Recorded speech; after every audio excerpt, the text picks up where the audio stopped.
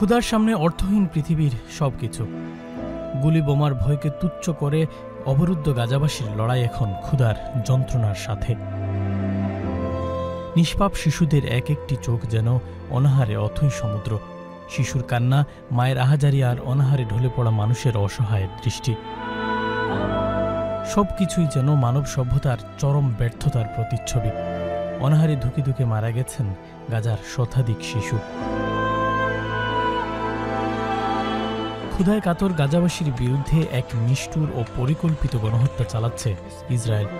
সারি সারি খাবার ত্রাণকেন্দ্রে সাজিয়ে রাখা হয়েছে। ক্ষুধার জ্বালায় পাগলের মতো ছুটে গিয়ে অনাহারী মানুষ যখন জড়ো হচ্ছে, তখনই শুরু হয় বেপরোয়া গুলি। খাবারের নামে এভাবেই ফাঁদ পাতে বর্বর ইসরায়েলি। আর এই ফাঁদে সবচেয়ে বেশি মৃত্যু হচ্ছে শিশুদের। মানবতার সবকের বলি আওড়ানো পশ্চিমা বিশ্বের অনেকেই আজ নীরব দর্শকের ভূমিকায়। ইসরায়েল আন্তর্জাতিক যতগুলো আইন আছে, কোনো আইনের তোয়াক্কা করেনি এবং সেটা দিন দিন খারাপ থেকে খারাপই হয়েছে।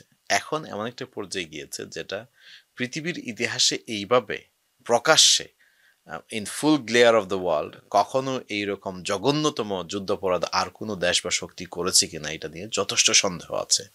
ব্রিটেন, ফ্রান্স অ্যান্ড জার্মানি তারা মনে করছে ইসরায়েল যে কাজটি করছে, সব ধরনের ত্রাণ বন্ধ করে দিচ্ছে এবং সিভিলিয়ানদেরকে বাঁচার কোনো উপায় রাখছে না, সেটা সুস্পষ্ট আন্তর্জাতিক আইনের লঙ্ঘন। গাজায় গণহত্যার তীব্র নিন্দা জানিয়েছে খোদ ইসরায়েল ভিত্তিক শীর্ষস্থানীয় দুটি মানবাধিকার সংস্থা, বৎসেলেম ও ফিজিশিয়ান ফর হিউম্যান রাইটস। সংস্থা দুটি বলছে, ইসরায়েলকে থামানো পশ্চিমা মিত্রদের নৈতিক ও আইনি দায়িত্ব।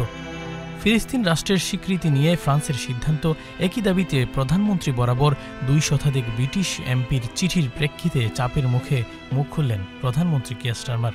I can confirm the UK will recognise the state of Palestine by the United Nations General Assembly in September unless the Israeli government takes substantive steps to end the appalling situation in Gaza, agree to a ceasefire and commit to a long-term sustainable peace, reviving the prospect of a two-state solution.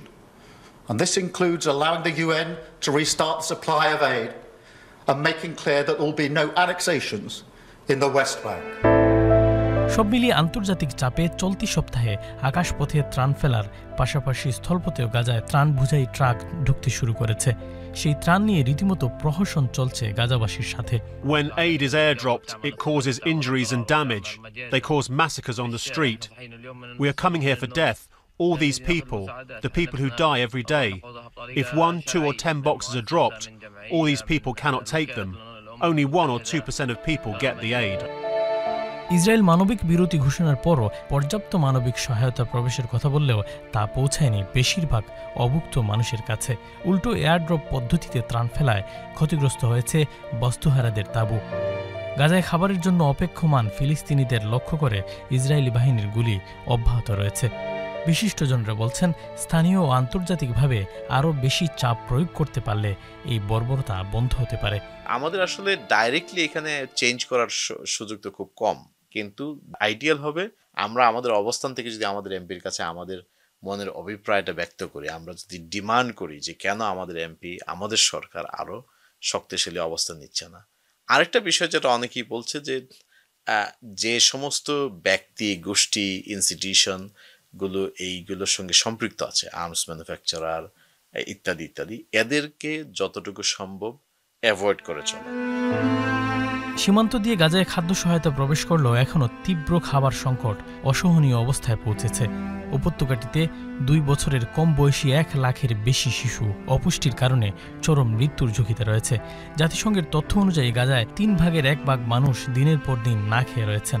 চরম এই মানবিক সংকটে সবাইকে গাজাবাসীর পাশে দাঁড়ানোর আহ্বান বিভিন্ন charity সংস্থার। আমাদের অনেক লিঙ্ক আছে যার মাধ্যমে জানতে পেরেছি যে করোনা অবস্থায় এতদিন তো সাহায্যই পৌঁছতো না, কিন্তু এখন কিছু সুযোগ সুবিধা যেহেতু হয়েছে এবং কিছু ত্রাণ সামগ্রী যাচ্ছে এবং আশা করা যাচ্ছে যে এটা আরও বৃদ্ধি হবে ইনশাআল্লাহ। এই মুহূর্তে কিন্তু গাজার অনেক মানুষ অনাহারে দিনাতিপাত করছে এবং অনেক মানুষ মারা যাচ্ছে এবং পুষ্টিহীনতায় ভুগছে। অতীতেই আমরা ফান্ড রাইজিং করেছি এবং আমরা অনেক ফান্ড দিয়েছি, চেষ্টা করেছি বিভিন্ন পার্টনার গ্রুপের মাধ্যমে। আর আরও কিছু ফান্ড আমাদের কাছে আছে, ইনশাআল্লাহ আমরা অতি সত্বরই এগুলো ডিস্ট্রিবিউট করবো ইনশাআল্লাহ। 410 বর্গ কিলোমিটার আয়তনের ছোট্ট একটি অঞ্চল গাজার 23 লাখ জনসংখ্যার উপর বিশ্বের সর্বাধুনিক অস্ত্র দিয়ে ইসরায়েলের ইতিমধ্যে 62,000-এর বেশি ফিলিস্তিনিকে হত্যা করেছে। আমরা কি সত্যি মানুষ হয়েছি, নাকি কেবল সভ্যতার নামে নির্মমতা আর উদাসীনতার এক অবয়ব তৈরি করেছি?